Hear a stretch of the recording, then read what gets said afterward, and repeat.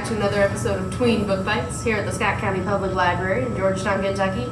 I'm Miss Kelly. This is Miss Mary Lou. Hello. And today we are going to bring to you some of the very best of the best books, in our opinions. Our opinion, because at the end of January 22nd, I believe it is what's called the Youth Media Awards. Yes. And that's when they will be announcing things like the Newbery winner, the Caldecott winner, there's lots of awards. So now. many. It's But great. this is This is our awards. This is our awards today. We're going to tell you what we think were the best books. Yes, of 2022. 2022.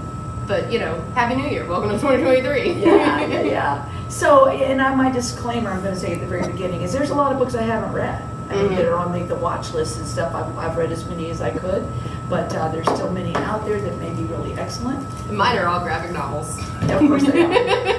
I've got a smattering of historical, contemporary fantasy, and one piece of nonfiction, which I'm going to start off with. And I'm going to talk about this book briefly. I know that not everybody believes in the theory of evolution, and that's fine. And if you do not, you can just kind of skip over this part. But this book is an outstanding piece of nonfiction. It's called How to Build a Human in 7 Evolutionary Steps. And the book touches on the 7 most important turning points in what we know about human evolution throughout time. This book is amazing if you're interested in this type of subject. I'm not a big science person. This would not be something I normally would pick up and read, but the reviews were so good, I thought I'd read this book. And it was just fascinating. I'm still thinking about it. And what we know about the history of the development of human beings. I think one of the most interesting things I learned in this book is that for a long time, even though humans were evolving into very, very similar forms to what we know now, the brains were still really small. And for millions of years, the most intelligent creature on Earth was the dolphin. It had the biggest brain relative to its body size, and it took quite a while for the human form to catch up to the intelligence of the dolphin. I thought that was really interesting. The other thing I would point out is there's really beautiful artwork in here based on the reconstruction that they have done with the fossils that they have found. The book goes into how they date this, how do they know what they know, what they know and what they think. But there's a nude man. It's Naria Kotome boy. I'm probably pronouncing it wrong, but they found a very full skeleton of this particular stage of the human development, and so anyway, and it's just like I say, some really very beautiful art in here. Really interesting book. If you're interested in this, How to Build a Human in 7 Evolutionary Steps. It was written by Pamela S. Turner. The art's been done by John Gertsch. And Pamela S. Turner is an anthropologist. There's a lot of scientific tracks. People in here, lots of stuff in the back, their footnotes, their resources. And one other thing I kind of liked about it is the footnotes are on the pages, and they're always jokes. Like she always her footnotes are jokes, and they're really good. There you go. I will start with a nonfiction as well, a nonfiction graphic novel. So if you didn't know, the Who HQ books, Who Was, Who Is, What is the story of, we've got graphic novels now. So this is What Was the Turning Point of the Civil War? Alfred Woad Goes to Gettysburg. And I did not know about artist war reporters during the Civil War, but basically they traveled around and followed the armies. They didn't actually take part in the battles, but they saw them, and so they would depict what they did. They sent them back to the news offices, who then created, I've forgotten the term, the printings, so that they'd be able to reproduce them, and then they could send them out and let people know what was going on in the war. And apparently Alfred Woad was one of the most well-known of them. He actually got deep into the battles more than any of the other reporters. It kind of sounds like the army members actually liked him.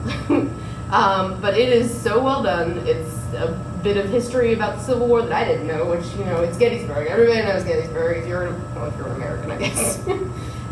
But it was a very interesting way to frame it. And also, you definitely need to check out the conclusion because Who HQ is spitting facts. A plus book. Also, the art's really pretty. Right. Well, I'm going to hit a piece of historical fiction right now, and I loved this book. It's called Yonder, and it was written by Ali Standish. This is, what else did she write? She wrote The Ethan I Was Before, which I'm not familiar with. No, her name's familiar though. Yeah, it is to me too, and she may have written some other stuff. August Isle, Bad Bella, How to Disappear Completely, and The Mending of Somewhere. Anyway, she's written a lot of books, and she's a very, very fine writer. This book is about a boy named Danny, and he grew up in the Appalachian Mountains of North Carolina, which is one of my favorite places in the world. And in 1940, he and his family were sitting in church. His father was the editor of the local newspaper. His mother was kind of a town outsider because she was an early feminist. Anyway, they were sitting in church one Sunday, and it was raining, and there was a flood, and the river flooded so bad it came up to the door of the church. And as the congregation kind of stepped out into this very dangerous flood, they saw a pair of 2-year-old twins bobbing in the water, going down the river really fast. And one of the kind of the town bully, this boy, what was his name? Bruce. His father, Mr. Pittman, kind of owns the town. They're the town rich people.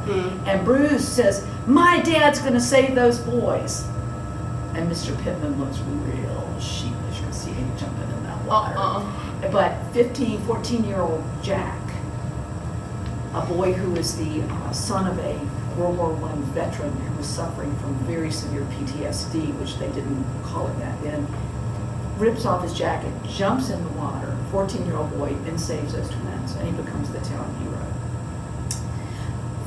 Fast forward to the mid-1940s, it's World War II. Almost every man in town of age has gone to fight in the war, including Danny's father. Danny's mother, much to the horror of the rest of the newspaper staff, she's very pregnant, and she goes in and takes over her husband's job editing the paper. And Danny gets up every morning early and goes and delivers the paper. He has a best friend, Lou, who he's estranged from. We're going to find out later why. It's a very slow reveal. But one morning when Danny goes to pick up his papers, Jack, the hero boy, appears, and he's beaten to a pulp. And he's looking for help. And kind of the town's secret is that everybody knows that Jack's father beats the living daylights out of him. His mother's dead. And Danny's mother, I don't think his father's gone off to war quite yet. They take Jack in and take care of him until his father goes back demanding his presence. What happens in the course of this book is an exploration of bravery and what it means to have courage. And I'm going to give this one little reveal. I'm going to give is one character who's gone off to fight in the war. He's one of the first young men in town to enlist, runs during a battle, and he's caught and he's put in prison for desertion. And so the whole town is shunning that family because of this young man's cowardice. And so that it becomes this very nuanced look at, and it's all through Danny's eyes coming of age, because Danny is targeted by the town bully, and he just never seems to be able to stand up. There's also one black family in the community are kind of run out of town. There's an old lady who was a German refugee living by herself, and people are writing Nazi graffiti on her house. So you're looking at how people become estranged while Danny and his mother are having conversations about how could the Holocaust happen.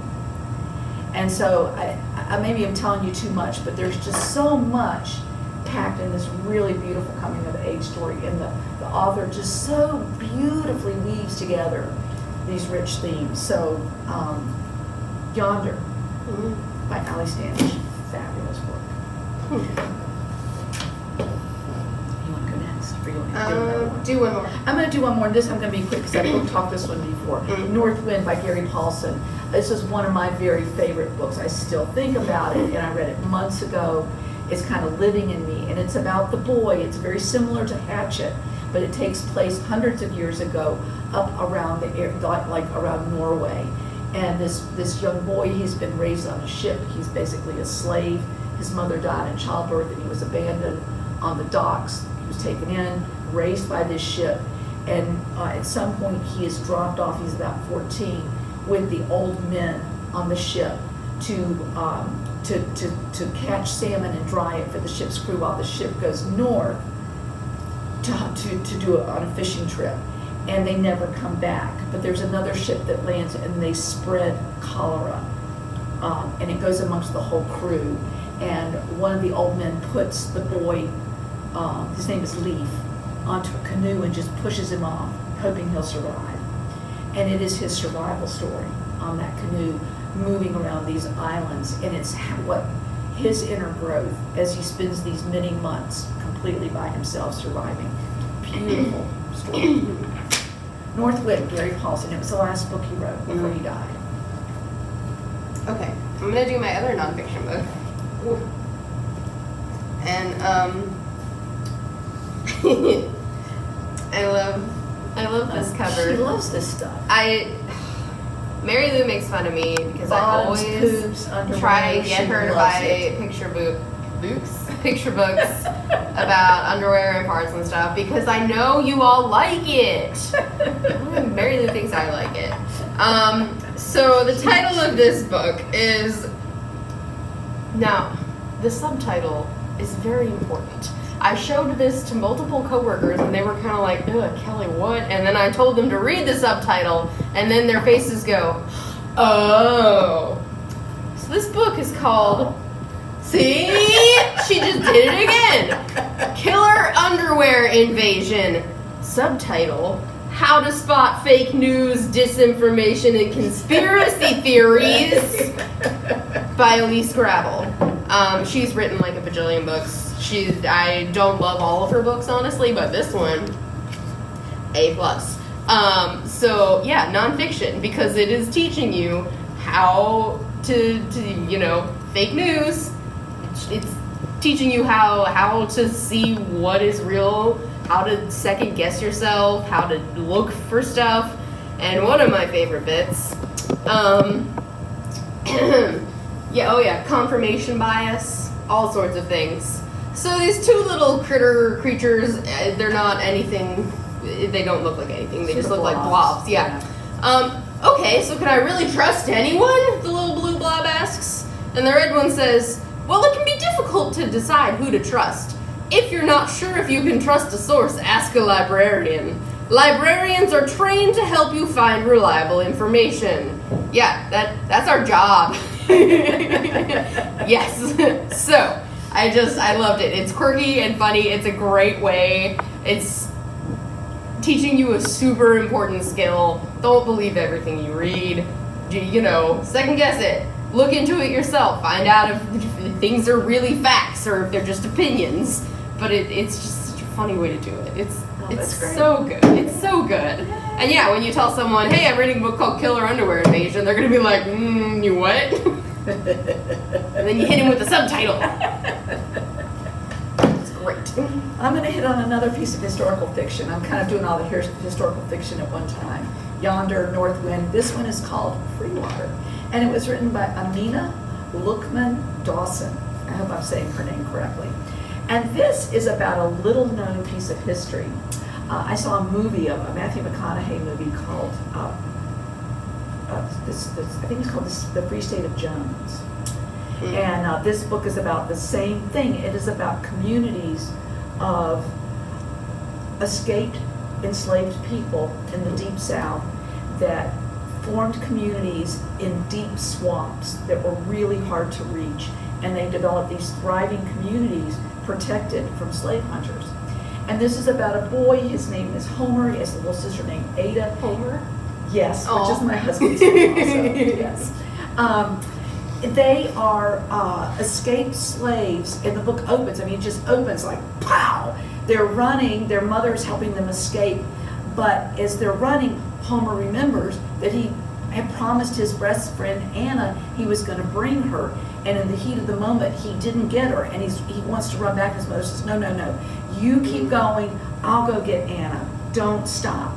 And of course his mother gets caught and doesn't come, but Homer and Anna have Ada have this just pulse exploding, they jump in a river, they know they'll probably drown, and they're washed way down, and Homer gets his head hit and he's cut real bad, but they manage to get out of the water, and then he sinks in quicksand, and his sister is pulling him out with a tree limb, and he gets out, but he feels something squeezing his leg, and he looks down, there's a water moccasin, and the thing is just about to bite him when this arrow flies by and shoots the snake's head off.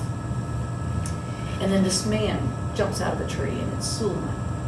And Suleiman is part of this free water, the community's called Free Water, this free water community, and he scouts the perimeter of their area in the trees to protect and to guide the runaway slaves of where to go back. And it's a 2-day journey on foot to get him and his sister back to this community where he and his sister just thrive. They're taken in by a family. Many of the people there are traumatized because of their experiences with enslavement, but they develop this very, very democratic community where they have a leader, Mrs. Light is sort of the leader of the community, but they make decisions together, and then there's certain people that work in the community that live up in the trees to watch for when the slave catchers come. Anyway, it's how he thrives, but he cannot be at peace until he goes back and gets his mother and Anna. But we're also following what's going on the plantation with his mother and Anna and what their life is like. It's just great historical fiction. The story just races with action and character. It's just got all those things so well put together. Free Water by Amina Lukman Dawson. Loved it. This is technically historical fiction, but I don't like calling it that because I'm pretty sure the author's the same age I am, and it's a story from her childhood. When I saw that you put historical fiction stickers on the 9/11 books, hit me hard. Okay, anyway. If the KBA committee, I was telling Mary Lou, if one of the KBA committees doesn't pick us for a book for this coming year, I will be very upset because this book takes place mostly in Lexington. The author is from Lexington. It is semi-autobiographical, based on her experiences, but not like explicitly. This is Growing Pangs by Catherine Ormsby, illustrated by Molly Brooks, who also does Sanity and Tallulah. If you've read that, totally different thing. That's set in space. So we've got Katie is our main character. Again, Catherine. And her best friend forever, Casey, here. They are both members of the Bluegrass Homeschool Co-op, which is immediately, I know, I was like, wait, there is no way. And then I realized, oh, yep, this is in Lexington. Okay, so they're best friends, they go to the same co-op, the start of the book, it's like the last day of the co-op for the school year. They go shopping, they buy these best friend necklaces, they're illustrated very gaudily. I'm not a fan, but I'm also not a child, so they're like super, look at it, it's like, wha-bam, flower, jewels. Whoa. Yeah. So they both get them, they're best friend necklaces. Casey convinces Katie to ask her parents to go with her to a summer camp, Camp Aldridge. Much to her surprise, her parents agree. So they go, on the way there, starts feeling this like buzzing feeling. Hence the little bee on the cover here, and there's also bees on the back. It's great. Because she is experiencing the beginnings of some pretty severe anxiety and OCD, which is another reason I love this book. It's so good. During camp, they kind of grow apart. Katie makes some new friends. It's going really well. Casey doesn't like them. She just wants to be friends with Casey.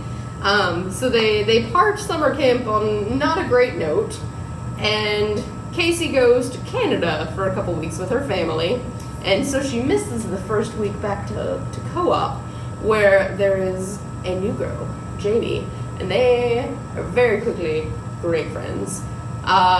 Casey comes back the next week and is not happy to find out that she thinks Katie has replaced her as her best friend, even though she still has that necklace. They have a huge argument. They don't talk very well, and then Katie is convinced to go. I'll say it's the Fayette County Children's Theater, and she auditions for a part in the Adventures of Madeline, and gets a part. And so the rest of the book is her dealing with. She's also got new theater friends. I feel like I've got to know these people. And because I was homeschooling then. Yes. Yeah. So it is. Yeah, it's Growing Pains is a great title because she's going through anxiety, but also friendship drama, and it's really good. Interesting. Yeah, I don't know. You wouldn't have known her as an adult, but there she is. Right. Yeah. So she's from Kentucky, doesn't live there anymore, but yeah, it's really good. I'm sorry. Yeah. Don't- KBA. Yes. Pick it. All right. Oh no, I'm gonna finish off my realistic fiction. This is gonna be another quick one because I had book talked this before.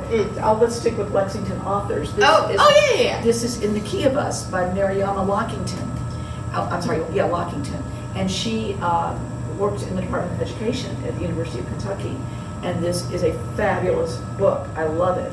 I talked about this book during Pride Month because it is about two girls who experience their first little romance. But that's really not the focus of the book. I mean, that is part of it. That's a theme, and it's an important theme. But really, it's about creativity and expression. The main character is Andy. She's 13 years old, and she was the only child of a single mother who didn't even know who her father was, and that was kind of how her mother wanted it.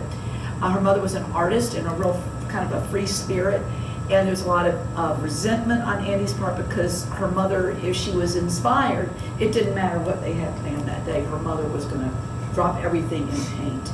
And finally, she gets so angry she slashes some of her mother's canvases. And because her mother didn't show up for yet another event, well, it turned out her mother was in a car wreck and had been killed. And so she's carrying this very heavy burden of guilt. She goes to live with an aunt. An uncle and her aunt's husband. Her aunt's very different from her mother, kind of a type A, but a really good person, really good advocate for Andy.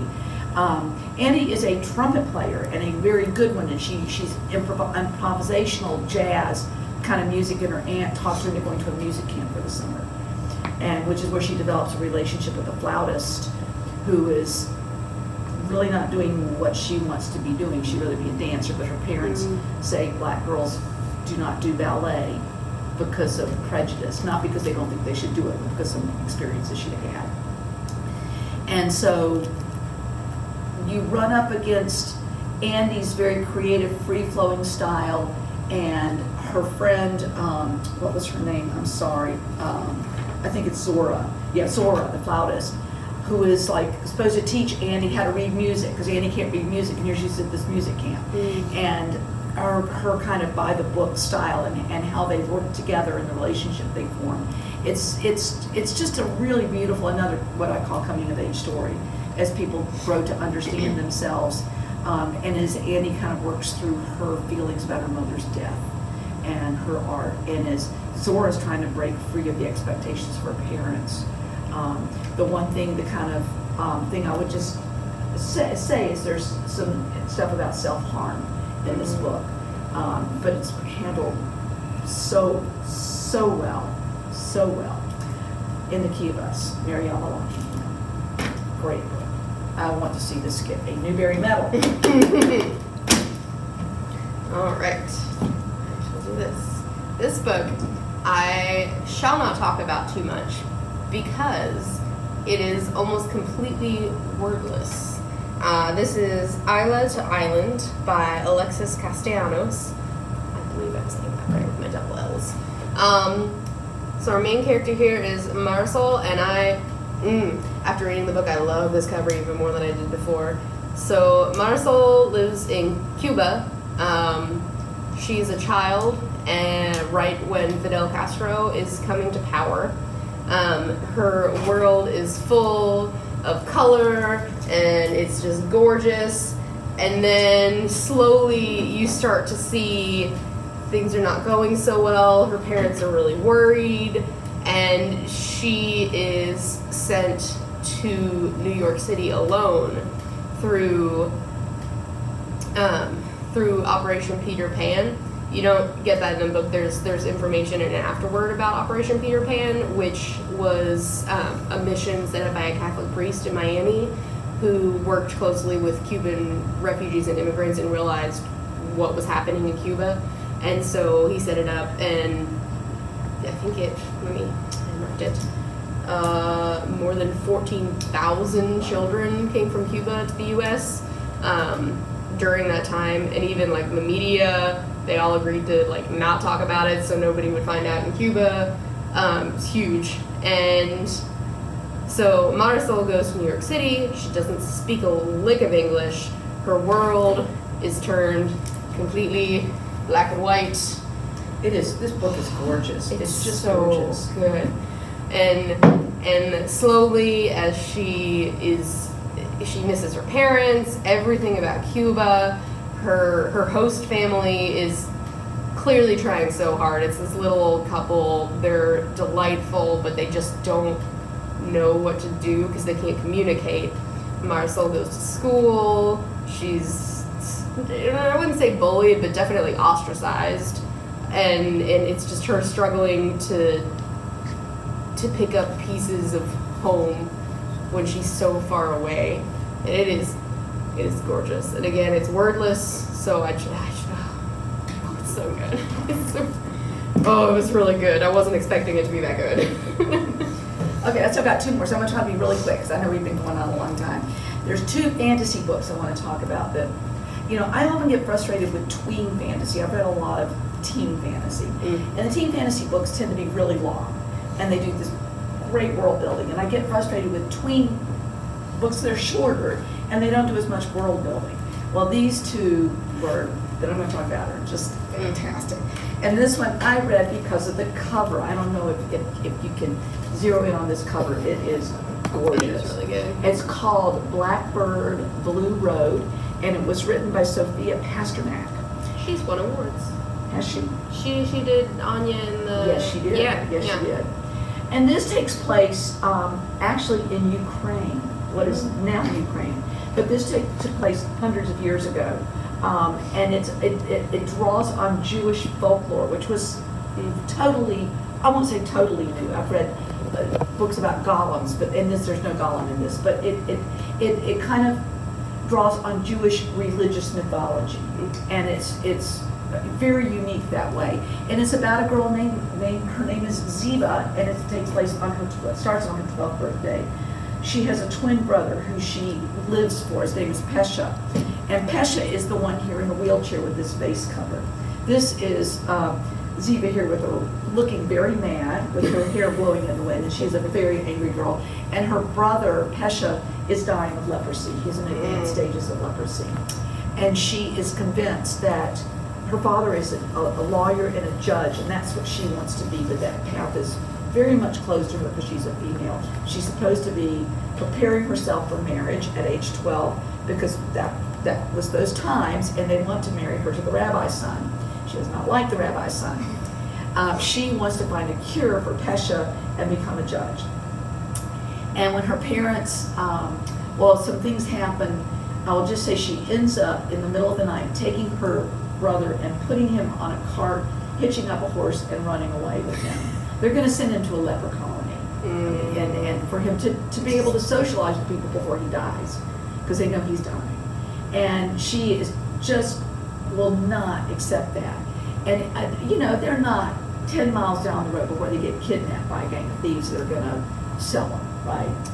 But there's a boy with their gang, a teenage boy, like maybe 14 years old, who agrees to help, who tells her if you pick up that ball there and break it, I'll help you.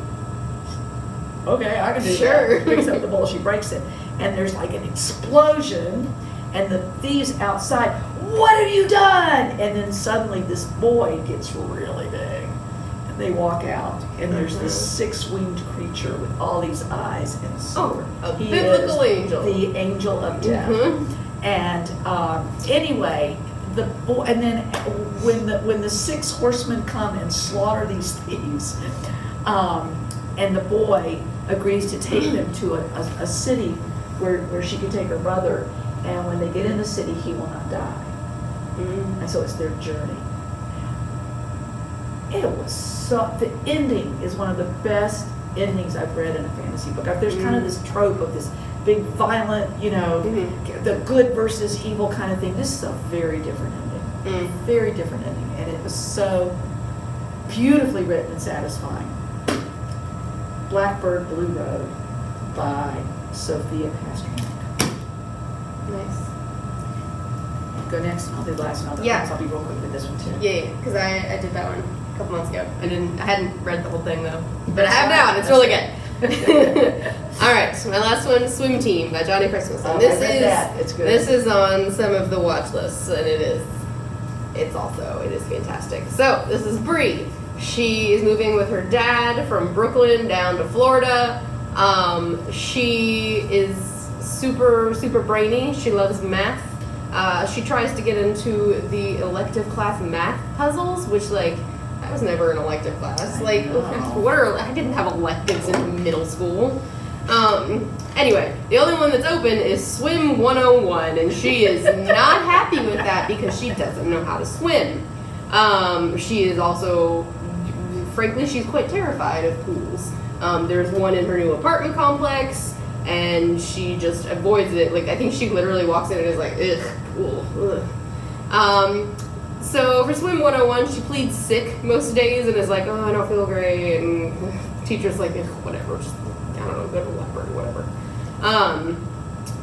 She is hanging out after school one day with her neighbor, Miss Etta, who is this just delightful little old lady that she seems to know everybody. It's great.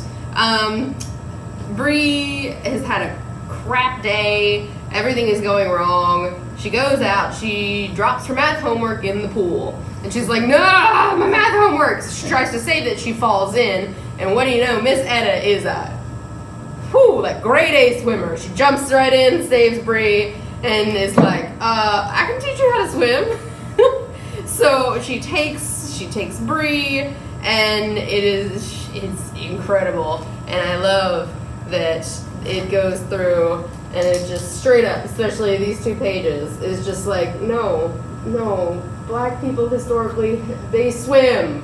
But stop. people But historically, because of Jim Crow, in more recent history, black people don't necessarily swim because of segregation, and the pools that they were allowed in were crappy, or they just weren't allowed at all.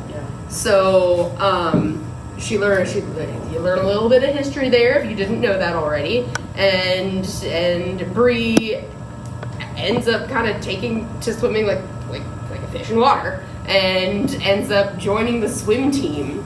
And there is this their big rival is this hoity-toity prep school, and they're just like, oh, silly. But their school years ago almost won the state nationals, and of course Miss Etta was the captain of the team at the time, and she was like, oh yeah, it was me.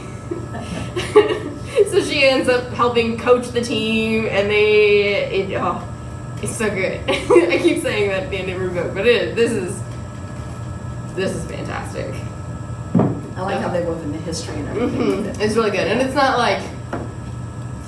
it's just there. It's not preachy. So, because Miss Kelly's already book talked this, I will make this very Slightly. short. The Last Map Maker by Christina Soon-Tornbat. And you may or may not recall that 2 years ago, Christina Soon-Tornbat won about 1 million medals. She's a great writer. She does fiction, she does nonfiction, she does picture books. She's won awards for her. She has a graphic nonfiction. novel now. Yeah, all 13 about the soccer player, the Thai boys that got trapped in a cave. Her book is the very best one on that topic. It's just fabulous. And she also won a Newbery that year for her book, The Last Wish. And I love the way that her fantasy, she writes complex fantasy and deals a lot with